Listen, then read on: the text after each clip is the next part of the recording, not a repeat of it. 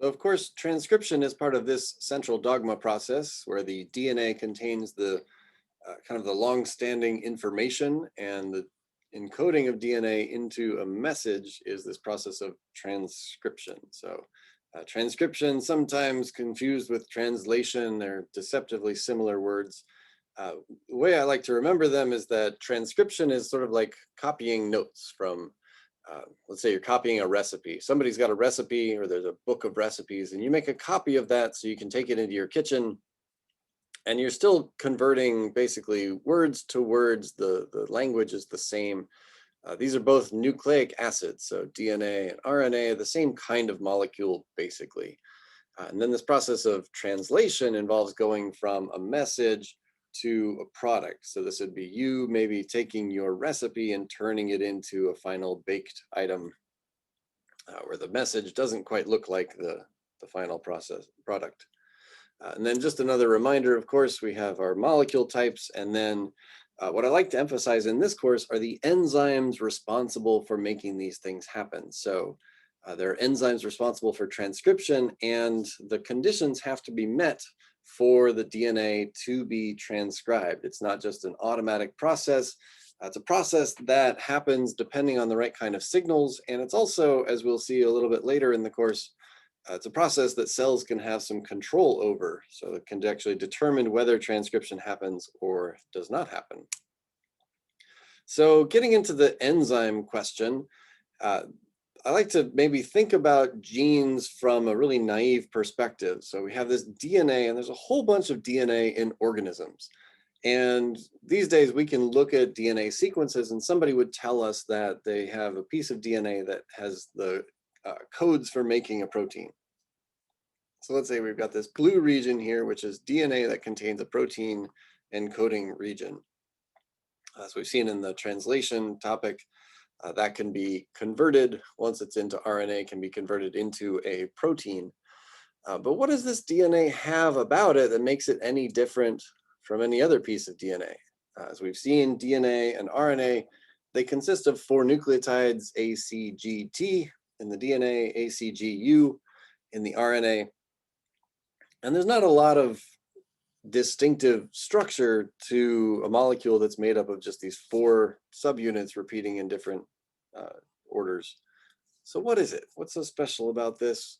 So there needs to be some kind of signal here that tells a cell that transcription should happen in this location. So for the gene to ultimately become a protein, it's got to be transcribed into RNA, then translated into protein. So first off, we got some arrows on here. We typically think about things going from left to right. Just a reminder that cells don't really have a left and right direction.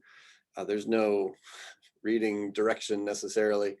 The DNA is running 2 directions at the same time. So the top strand here is running 5' to 3'. The bottom strand is running 3' on the left, 5' on the right. And so the direction has to be determined also during this process. So once the direction is determined, we have these relative directions we call upstream and downstream.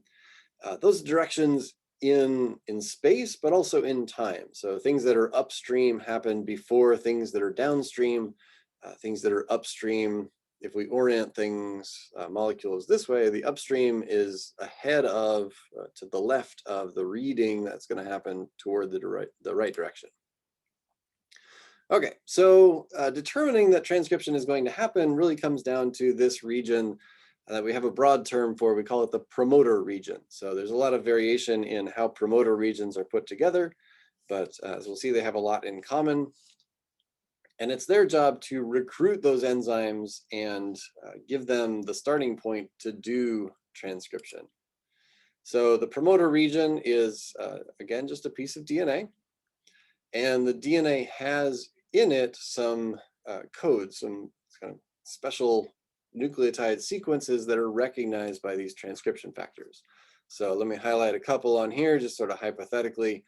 Let's say we've got some brief sequences of DNA, and they are recognized by these transcription factors that get in there and attach to the DNA. The promoter is one kind of region that tends to be right up ahead of the start of transcription, sometimes even continuing beyond where transcription starts. And then sometimes more upstream, more often in a eukaryote model, upstream from that are these so-called enhancer regions. So at the end of all this, the right enzymes come into place, and transcription will happen if those enzymes in their various mixtures can provide a site for RNA polymerase to get started. So RNA polymerase is really the important molecule, the single most important molecule to making transcription happen. It's like one molecule for all the genes that we're doing transcription for. And it has to get there based on the signals in the DNA, but also, very importantly, the signals from the transcription factors. So as the name implies, RNA polymerase makes a polymer of RNA. That means basically producing the RNA molecule. So the transcription factors lay the foundation for where RNA polymerase knows to go. And then once RNA polymerase gets established, then it starts copying into the RNA there. All right, so lots of examples of transcription factors. This is just one example. Again, going back to that OCA2 gene example, one of the transcription factors that's responsible for making sure that OCA2 gets transcribed is called TCF4. And it's known to be associated with the promoter, a certain part of the region upstream of the OCA2 gene. And it recognizes a piece of DNA that looks like this. So C something AGC something CTTC, sort of like a special barcode. So that special sequence of nucleotides is what TCF4 needs to find in order to attach to the DNA and do its part in getting RNA polymerase associated. So ultimately, the signals in the promoter recruit these transcription factors, which I've got in green here. The upstream enhancer elements can also recruit some other proteins. I didn't put names on these. There's a lot of complexity here. It's kind of a team effort. So lots of enzymes, lots of proteins get involved. Some recognize the DNA directly. Some recognize the presence of other transcription factors, and they all end up working together to, again, recruit to produce a situation where RNA polymerase is attached and is able to get started on this. So lots of enzymes required. If some enzymes are missing or not attaching quite as well as they should, that can cause transcription not to happen. So when transcription does finally happen, RNA polymerase is going to separate out the DNA strands and copy one of them to produce this RNA molecule. All right, so before we go too far, we're going to get into a little bit more of the molecular level of this. And I want to get us back to remembering what DNA is made of. You've had this before, I'm sure, in other classes. So this is your pretty darn quick refresher on the DNA molecule type. So DNA has a long history, and this one goes back, as you can see, to 1944, a very important experiment that determined that genetic information, that molecular information can be passed on using this DNA molecule. And up to this point, it was known that parents pass something on to their offspring. It was even known, as in this example, that some essence, some molecule from a bacterial cell can give its virulence, its ability to kill mice, can give that to a different kind of bacterial cell.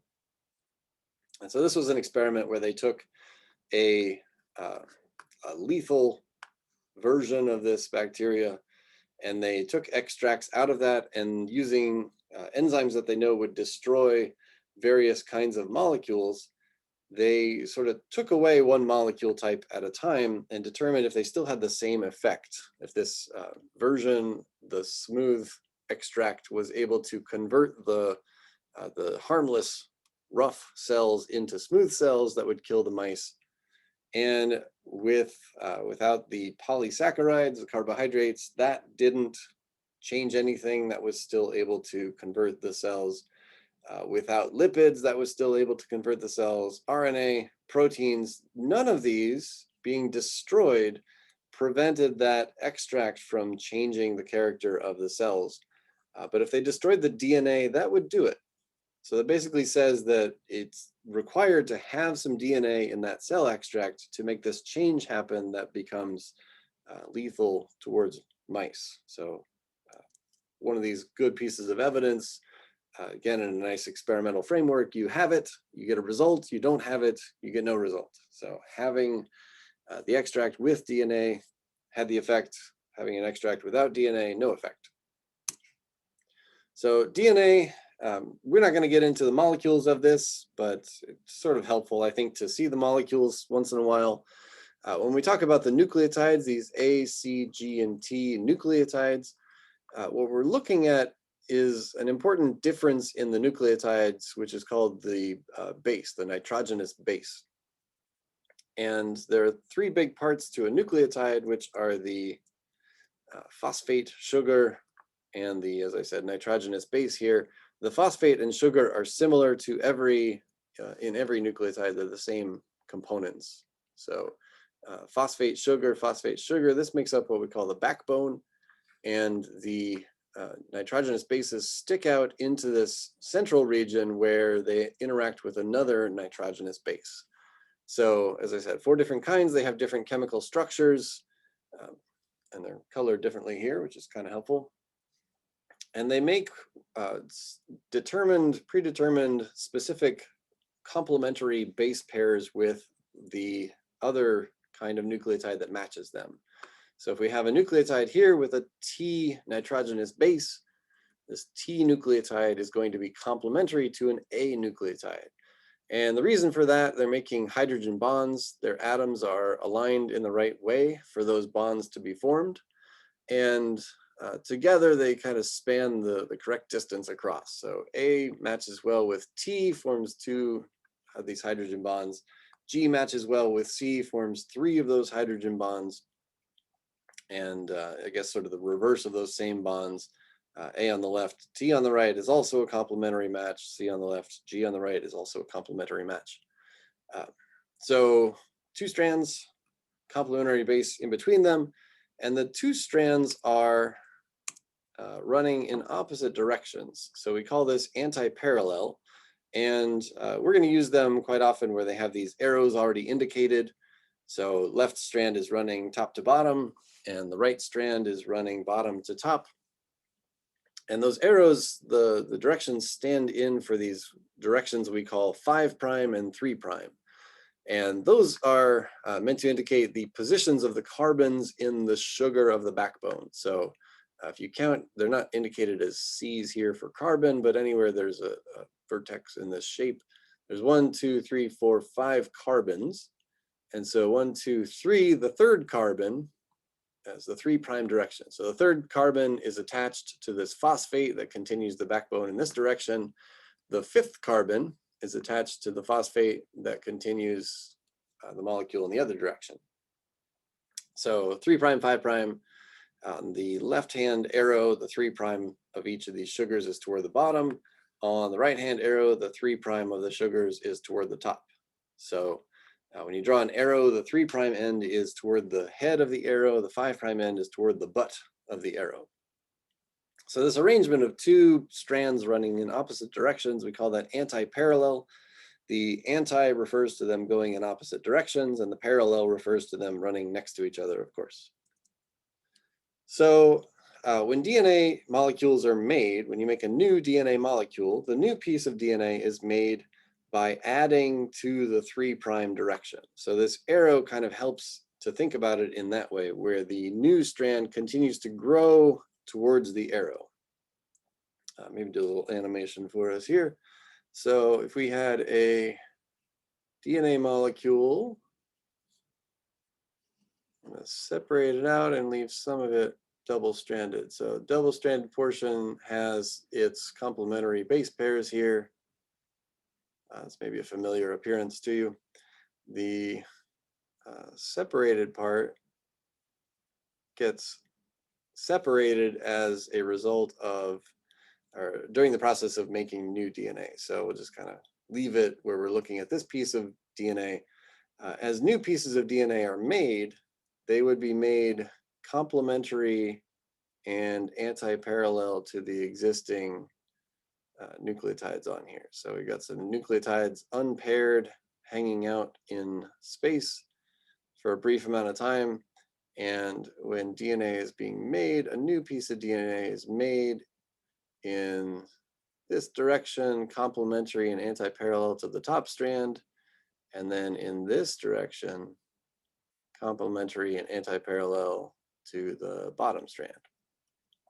And as a result of this, this is the process of DNA synthesis, or copying new DNA.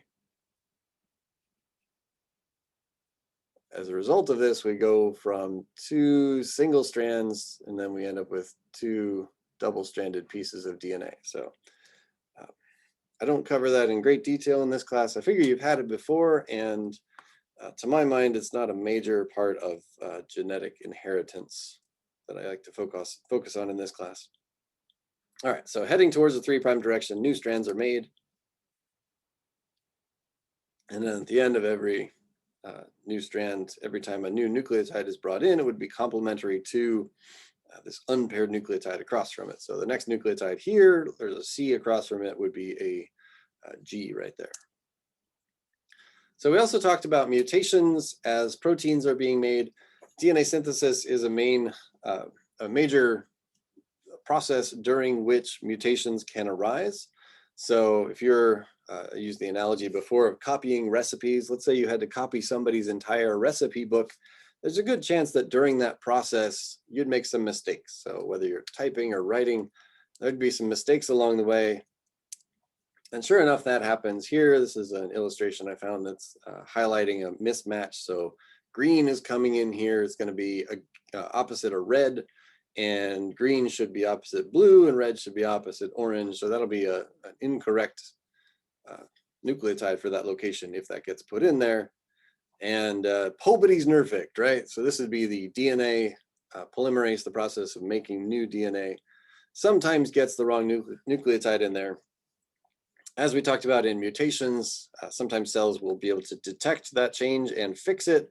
Sometimes the DNA polymerase on its own actually detects the change, the mistake, and fixes it right away.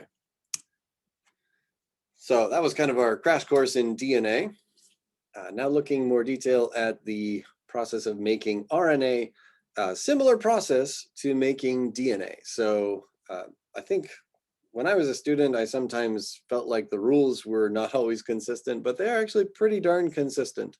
So a lot of the rules I just mentioned about DNA matching with DNA being anti-parallel, complementary, and also being made toward the 3' direction, all of these are still true about RNA. So the RNA is complementary to the strand that it's being compared against, the so-called template strand.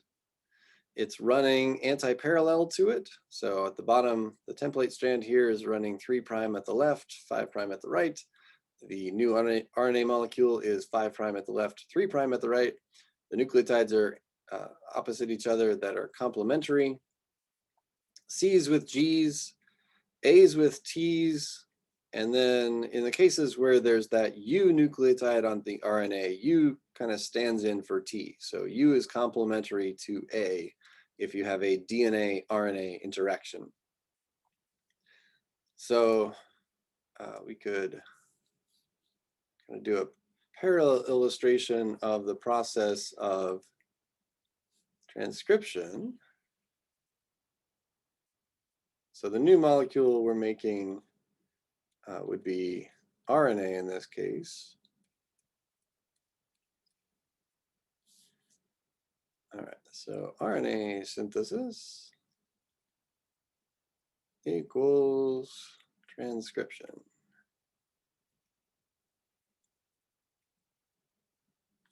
And a big difference about the transcription process relative to just copying DNA into DNA, a few differences. Number one is that only one of these strands is going to get copied. And the other thing is that the separation of the DNA strands is only temporary. So I haven't drawn it on here, but on the other side of this would be some double-stranded DNA as well. So as this DNA molecule gets unwound and its strands get separated, it's important to know the direction that transcription is happening. So I'll just keep it familiar and we'll do left to right. Direction of transcription. So we'll do it left to right, but just keep in mind that it could just as easily happen right to left. And this is not something that, the cell is not thinking in terms of left and right. So if we're directing our transcription left to right, then we need to make a molecule that is getting copied toward the right. So which arrow would we draw that would be complementary and anti-parallel to the DNA with its arrow heading to the right? So are we copying the top strand or the bottom strand? Think about it for a second. So we would be copying the bottom strand so that our RNA molecule grows towards the right because it's complementary and anti-parallel to the DNA strand that's running in the opposite direction, right? Let me spell it out with some letters here. We can do it again. So I'll put letters on instead of just those little tick marks. Keep our arrows in here the same. So let's say on our DNA molecule, we had a few nucleotides. As the DNA is separated from the DNA, the two DNA strands would be complementary to each other. So A across from T there, C across from G here. So I'm just going to put complementary base pairs in where they would be. So the two DNA strands are still complementary to each other. They're temporarily separated, and they'll come back together after transcription is done. But if we're copying the bottom strand and making new RNA, then the RNA is going to have a sequence that's complementary to the DNA strand that is being copied. CT. So this bottom strand, serving as the molecule that's a reference for the RNA, we call that the template strand.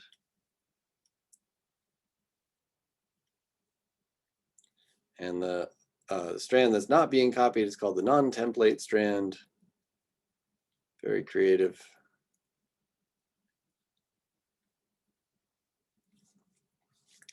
And a trick about knowing how to determine your RNA sequence for this new RNA that's being made, you can do it by making it complementary to the template strand. So complementary and anti-parallel, find a complementary nucleotide for every one of those.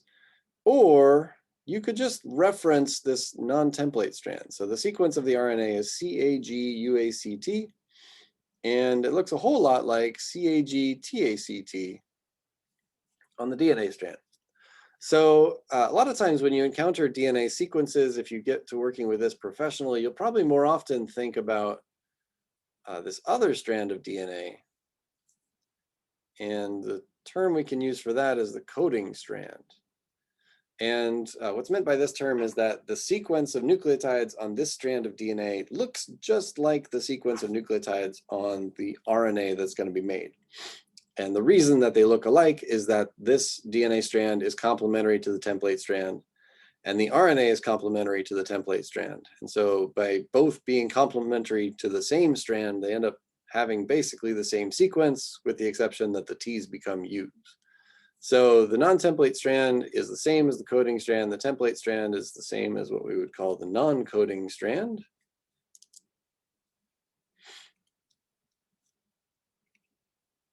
And it can get a little confusing, I'll admit, so I'd recommend getting some practice thinking backwards and forwards about these. We'll get some questions you can practice that with also. Okay, so non-template strand, template strand, their illustration a little bit more than what I showed you. Sorry, go back one.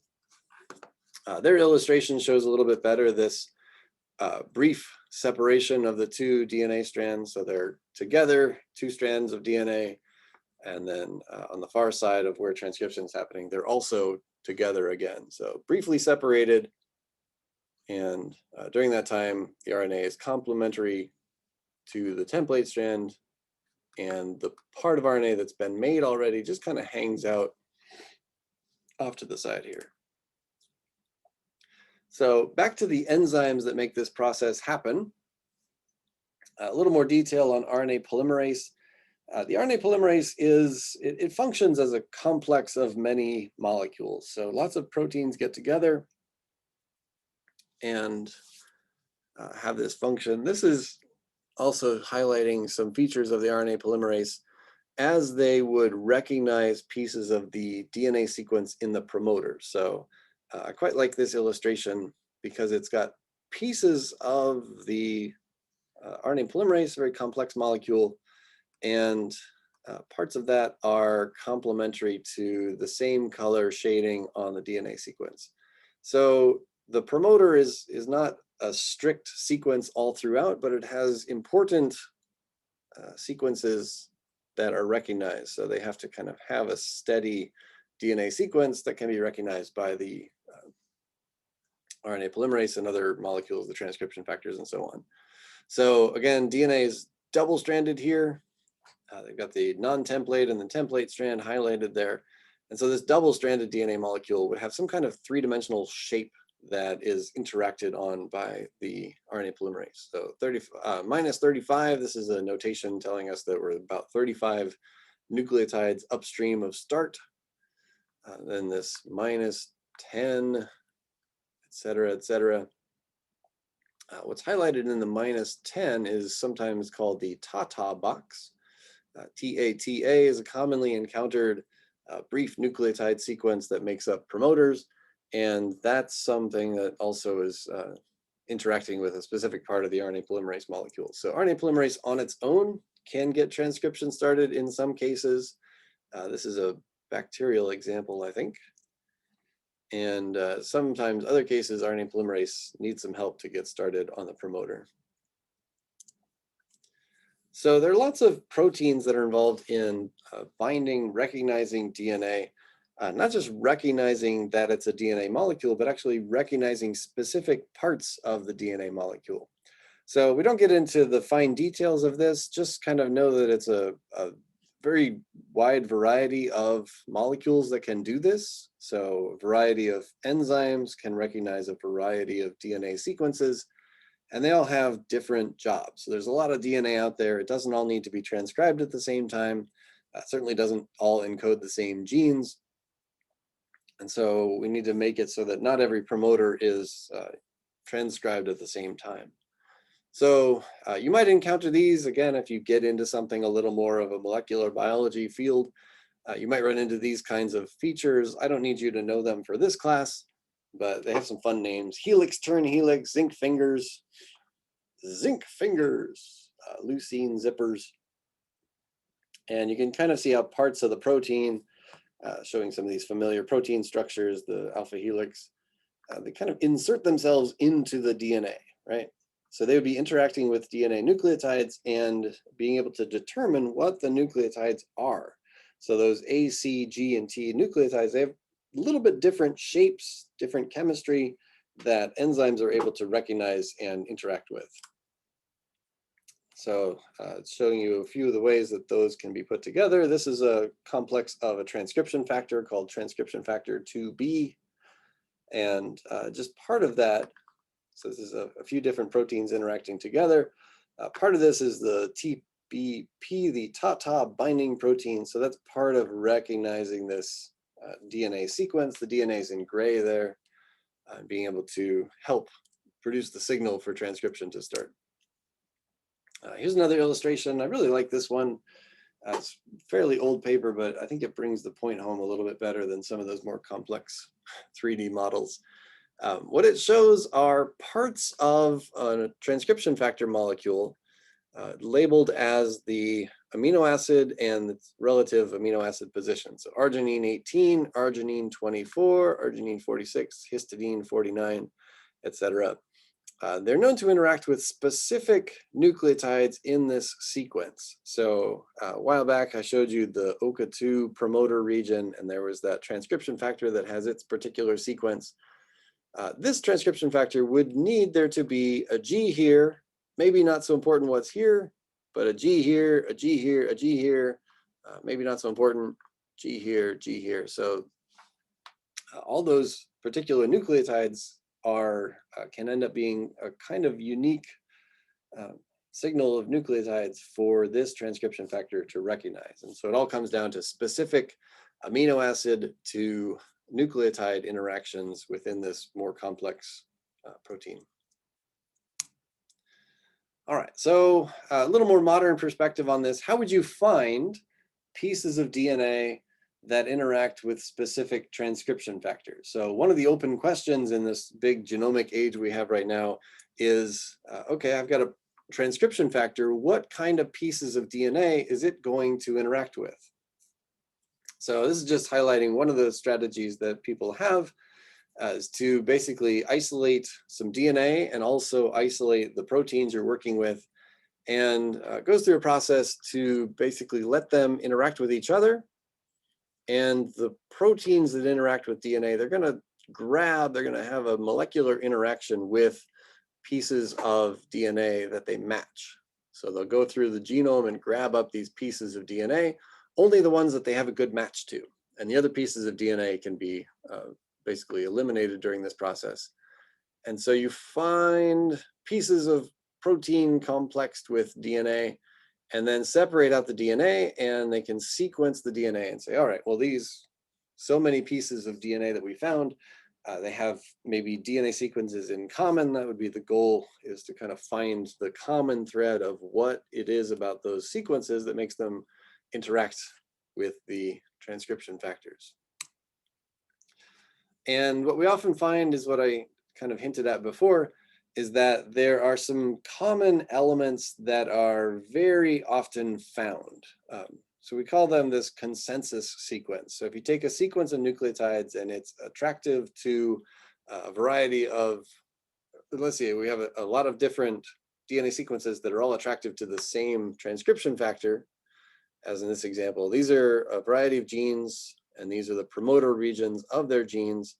There's a lot of variation. You see, if you line them up, they're not identical for any of them.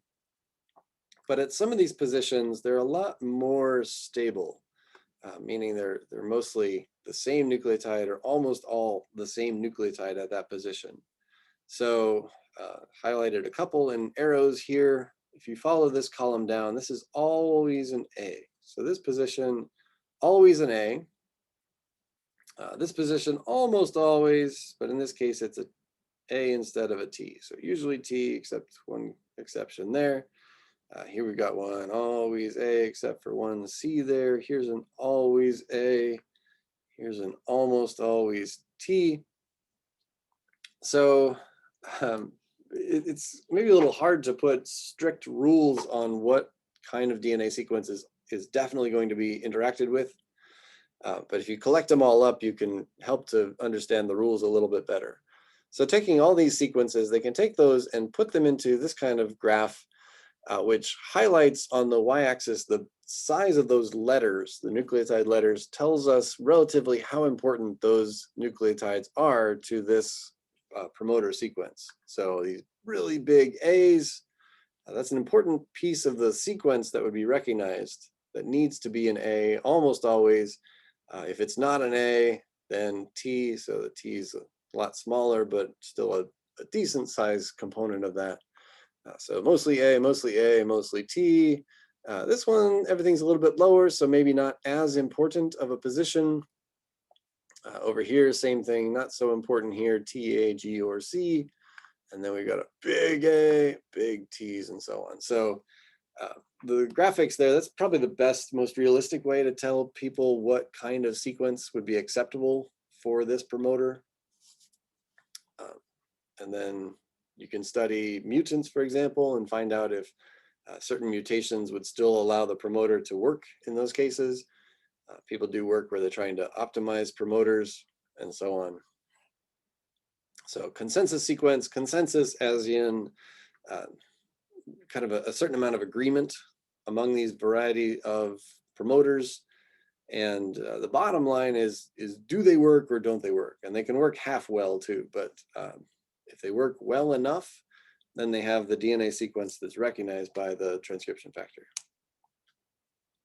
A little bit off topic, kind of, on this one. We started talking about viruses, and of course the coronavirus is a big topic these days.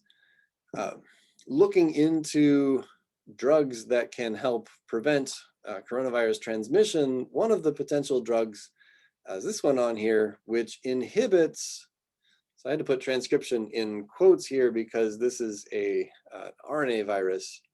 So the RDRP is RNA-dependent RNA polymerase. So it's sort of like transcription, but it's basically copying RNA to RNA.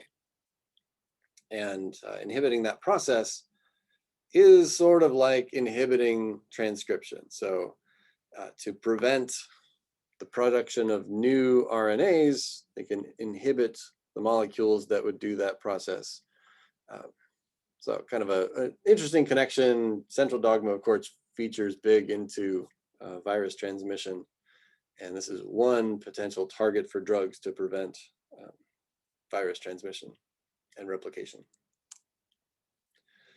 All right, so we covered this already. Basically, the DNA separates briefly, separates to get the RNA molecule started, and then as the RNA molecule is made longer, the piece where the RNA is still being made stays as single-stranded DNA, but the pieces that have already been made, they kind of hang out off to the side of that molecule.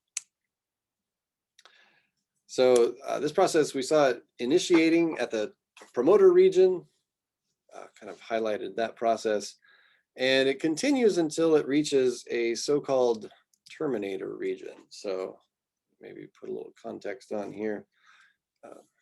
So I'll just do single lines for straight lines for our DNA strands here.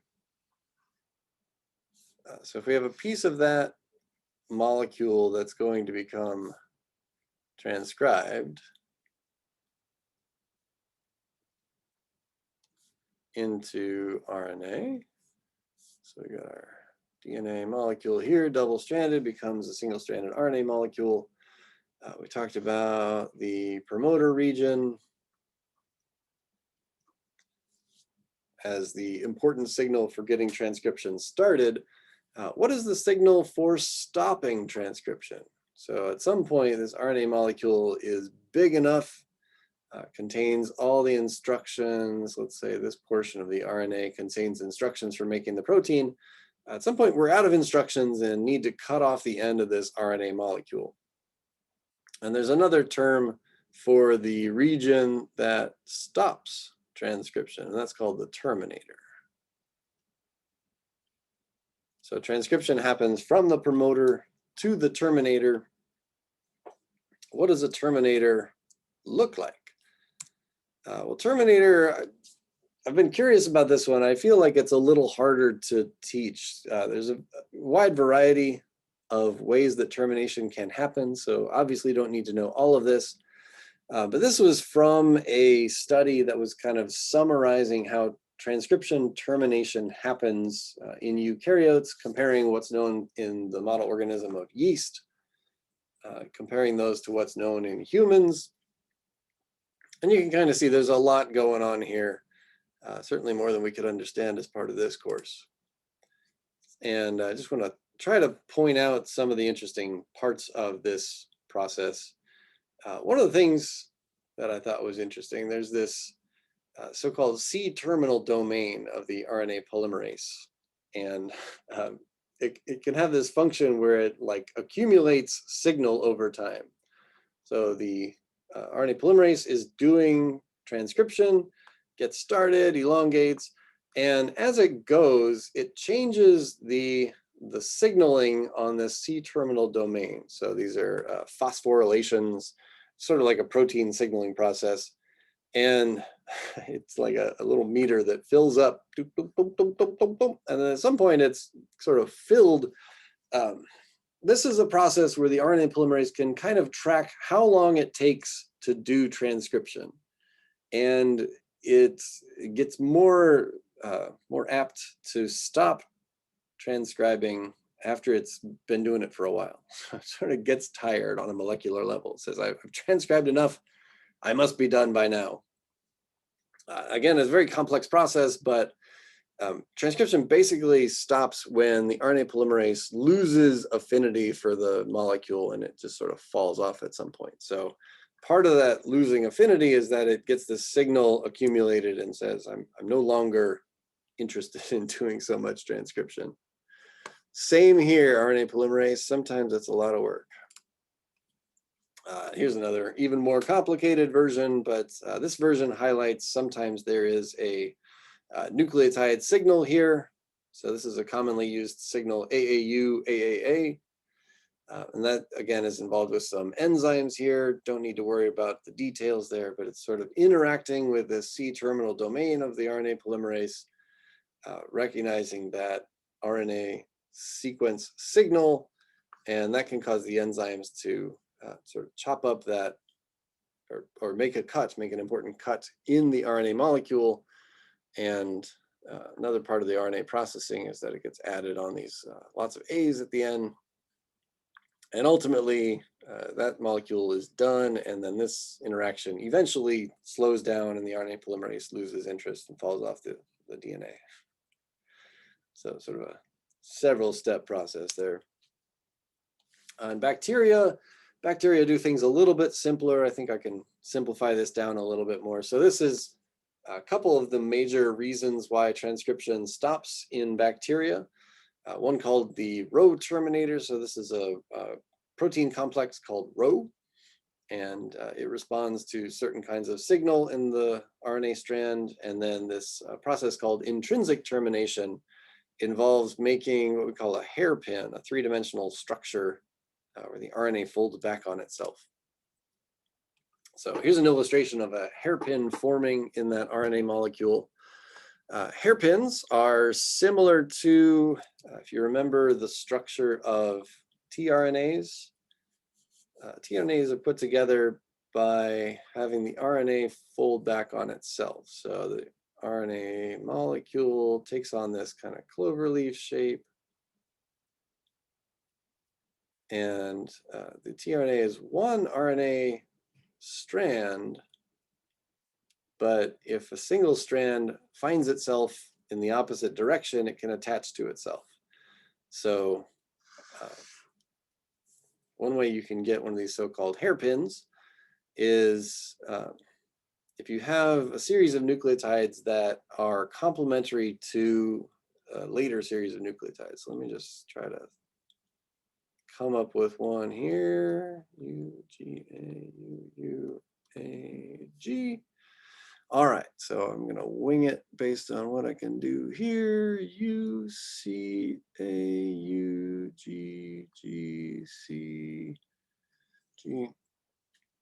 All right, where did I start here? So if these are complementary to nucleotides in kind of a, I don't know, you make sort of a rainbow pattern where everybody heading away from each other are complementary. If they're all complementary or mostly complementary, that should do it as far as making one of these hairpins. The arrows here show some affinity. So they would start getting kind of attracted to each other and end up folding up, kind of zipping up in one of these hairpin structures. So they're not always complementary 100%. AGUA, so I'm just copying a few of these. AGUA, UCAU, UCAU. They can make complementary interactions across, even though we've got just a single strand of RNA. So you can also think of the unpaired nucleotides. They're kind of sticky for each other. They're always on the lookout for something that they can make a complementary interaction with. So if that happens to be the same molecule that they're already on, they're already close to each other. This is a molecule that's kind of wiggling around in three-dimensional space. And sometimes they clamp up on each other like that. So that process of making a hairpin can be one of the signals that causes, so sort of inside of this process can slow transcription down and cause this RNA polymerase to detach from the DNA. So one of the things we could do here is we could look at nucleotides that might be complementary and anti-parallel and form one of these hairpins. And what I just recommend for this is that, just like we did before, is that you need the nucleotides to match up in sort of that rainbow pattern. So all these, the left-hand bit is the same. The right-hand bit are variations of the same sequence, forwards, backwards, complementary. Turns out it's this one. So C with G, C with G, G with C, C with G, C with G, C with G, C with G, A with U. So those two sequences, if they're close enough together on this three-dimensional molecule, would probably zip up like that into a hairpin. So it's the hairpin shape. That kind of. So stem of lots of complementary interactions, and then usually a little bit of a loop of unpaired nucleotides at the end.